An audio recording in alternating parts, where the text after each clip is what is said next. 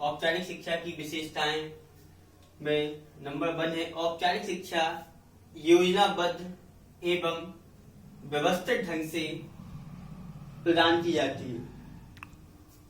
अगला पॉइंट, औपचारिक शिक्षा कठोर जीवन के अंतर्गत अनुभवों से भिन्न होती है।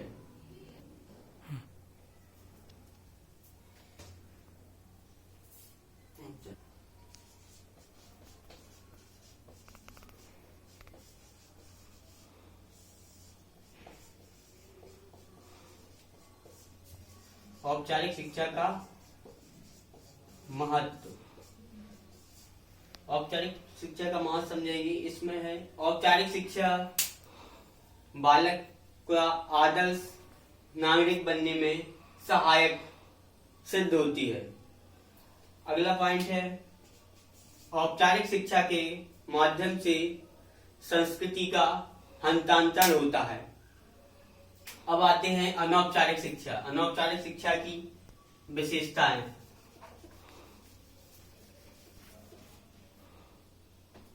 अनौपचारिक शिक्षा की विशेषताएं बात किया था। औपचारिक शिक्षा में इसमें एक समय अवधि निर्धारित होती है, पहले से सिलेबस निर्धारित, पाठ्यक्रम निर्धारित होता है, उसके हिसाब से हम काम करते हैं। लेकिन अनौपचारिक शिक्षा में कोई भी चीज निश्चित नहीं होती है। इसकी नंबर 1 विशेषताओं में ये इसमें कोई भी समय अवधि निर्धारित नहीं होती, कहीं भी किसी भी समय हम लोग कुछ भी सीख सकते हैं और इसके लिए कोई विद्यालय महाविद्यालय जाने की आवश्यकता नहीं होती। हम लोग अपने आस पास पड़ोस में सीख सकते हैं। और इसकी मुख्य विशेषता एक ये भी है कि यह शिक्षा अनौपचारिक शिक्षा जीवन पर्यंत जन्म से लेकर मृत्यु तक चलती रहती है, वह अनौपचारिक शिक्षा के अंतर्गत ही आती है। अब हम बात करेंगे अनौपचारिक शिक्षा का महत्व की।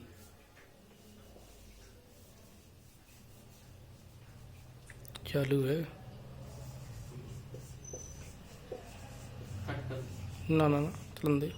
अनौपचारिक शिक्षा का महत्व, तो अनौपचारिक शिक्षा के महत्व में नंबर 1 पॉइंट यह है, एक जीवन उपयोगी शिक्षा के रूप में जानी जाती है अनौपचारिक शिक्षा, क्योंकि इसके माध्यम से हम लोग नए नए जीवन की एक नई नई कलाओं को सीखते हैं। इसके माध्यम से अपने जीवन को नए तरीके से जी सकते हैं। अनौपचारिक शिक्षा मनुष्य को सफल जीवन व्यतीत करने की महत्वपूर्ण भूमिका निभाती है। इसके बाद आगे चलते हैं दूरवर्ती शिक्षा। तो दूरवर्ती शिक्षा, जैसा कि आप लोगों को पता होगा, दूरवर्ती या दूरस्थ शिक्षा हमारे भारत में इग्नू का नाम सुना हुआ है, इंदिरा गांधी मुक्त विश्वविद्यालय, जिसकी स्थापना 1985 में नई दिल्ली में हुई। इसके माध्यम से, दूरस्थ शिक्षा के माध्यम से कोई भी व्यक्ति कहीं भी हो, दूर दराज में कहीं भी रहता हो या वो सरकारी कामकाज करता हो, लेकिन ऑनलाइन क्लास ज्वाइन करके, ऑनलाइन मोबाइल इंटरनेट के माध्यम से कहीं भी किसी भी समय आप कोई भी शिक्षा ग्रहण कर सकते हैं और अपना ई लाइब्रेरी के माध्यम से आप पढ़ सकते हो और पेपर भी ऑनलाइन दे सकते हो। यही दूरस्थ शिक्षा है, दूरस्थ शिक्षा की विशेषता है।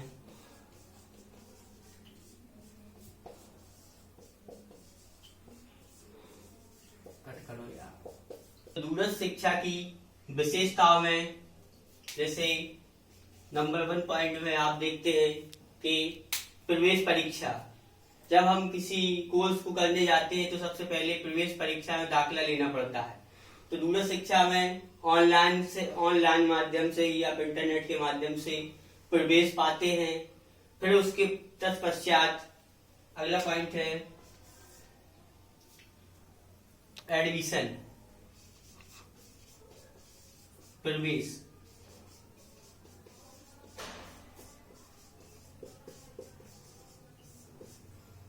आपने एंट्रेंस एग्जाम पास कर लिया, उसके बाद में आप फिर उस कोर्स के लिए पात्र हो गए, तो आप उस कोर्स में अवेलेबल हो गए, तो आप ऑनलाइन के माध्यम से, दूरस्थ शिक्षा के माध्यम से आपको महाविद्यालय में जाना भी नहीं पड़ेगा और आप प्रवेश ले लेंगे, अपनी फीस पे कर देंगे। उसके बाद फिर जब आपको क्लास ज्वाइन करनी होगी।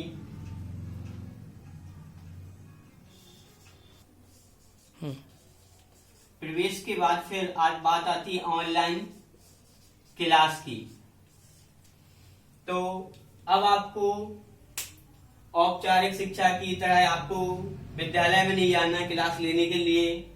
दूरस्थ शिक्षा के माध्यम से आपको ऑनलाइन क्लास लेनी है। आप इंटरनेट के माध्यम से, मोबाइल या लैपटॉप से ऑनलाइन क्लास ज्वाइन कर सकते हैं और वो आपकी समय सीमा के अनुसार है कि आपको जब क्लास ज्वाइन करनी हो इतने समय।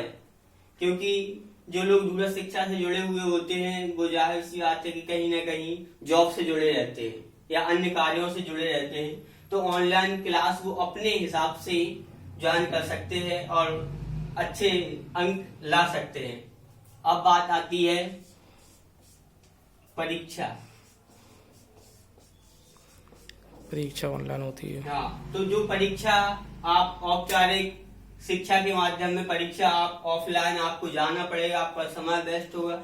लेकिन दूरस्थ शिक्षा के माध्यम से आप जो परीक्षा देंगे वो ऑनलाइन अपने घर पर बैठकर अपने सिस्टम पे आपको एक यूनिक आईडी मिलेगी, पासवर्ड मिलेगा, उसको आप ऑन करेंगे तभी आप वो परीक्षा दे पाएंगे।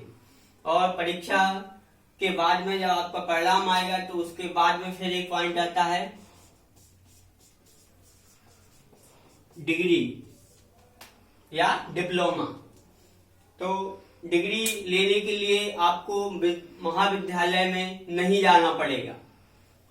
आपकी डिग्री ऑनलाइन माध्यम से आपके नंबर पर उपलब्ध हो जाएगी। आप उसको डाउनलोड कर सकते हैं और उसको आप प्रिंट निकलवा सकते हैं। वो आपकी डिग्री पूरे भारत में या पूरे विश्व में मान्य होगी, दूरस्थ शिक्षा की डिग्री। ये दूरस्थ शिक्षा का महत्व भी, इसका क्या महत्व है। तो नंबर 1 पॉइंट, इसके दूरस्थ शिक्षा के माध्यम से आपको ज्यादा आपका समय धन खर्च नहीं होता, धन की बचत होती है और आपको एक स्थान पर रहकर आप कई सारे कोर्स कर सकते हैं। और ये बात भी है कि आप कोई और कोर्स कर रहे हो साथ में दूरस्थ शिक्षा का भी कोर्स कर सकते हैं। या आप गवर्नमेंट जॉब में हैं या प्राइवेट जॉब में हैं, आप नहीं जा सकते, तभी भी आप ये लचीली दूरस्थ शिक्षा है तो उसके माध्यम से आप आराम से कोई ना कोई डिग्री ले सकते हैं। धन्यवाद।